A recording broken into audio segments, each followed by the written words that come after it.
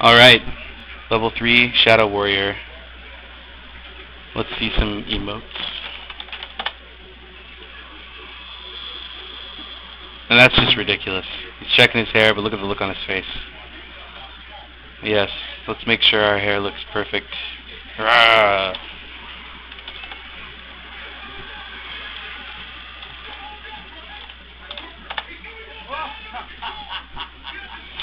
Also, I wanted to mention that some of you were talking about how some of these emotes, they lose their weapon.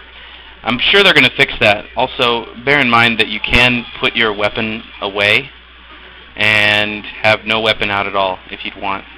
I would hope that they make it so that you can have your bow on your back and your sword at your side. But so far, it looks like you're just sort of toggling them. But yeah, that's a toggle that you can do. Pull your bow out. You can also pull your sword out. It's just a control that you set up in the game. So here we are in High Elf Land.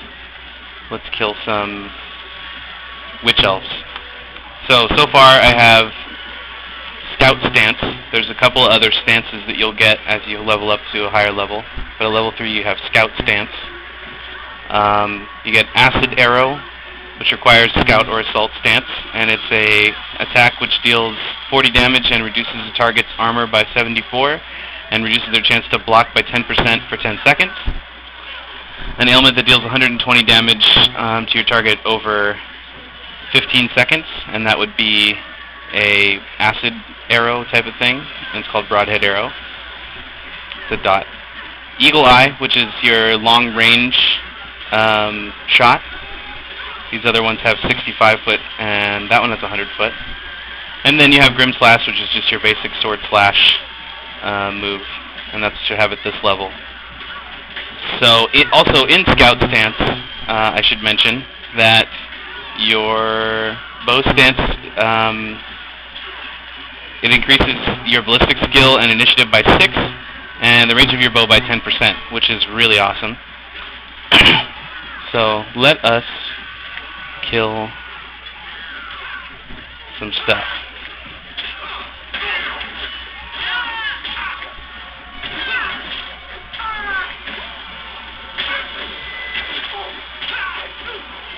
So one thing I like about being an archer in this game, and I just got healed by someone.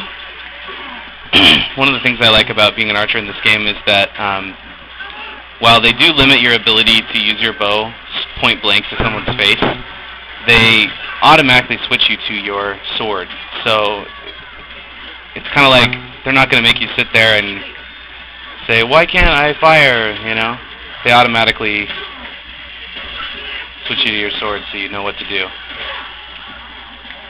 In Dark Age of Camelot, you couldn't exactly do that. Oh, I just got a sword, but it's for probably for sword masters because it's a great sword. And we'll just use some more of these skills. Ooh, that one has like a poison thing on the end of it. I don't know if you guys could tell from your distance, but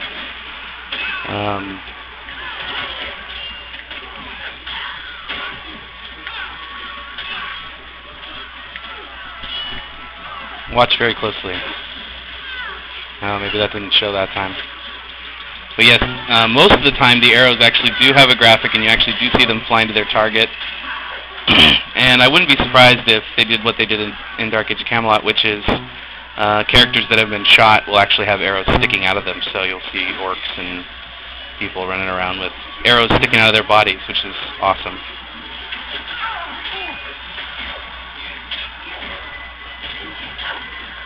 Alright, so I've completed my quest.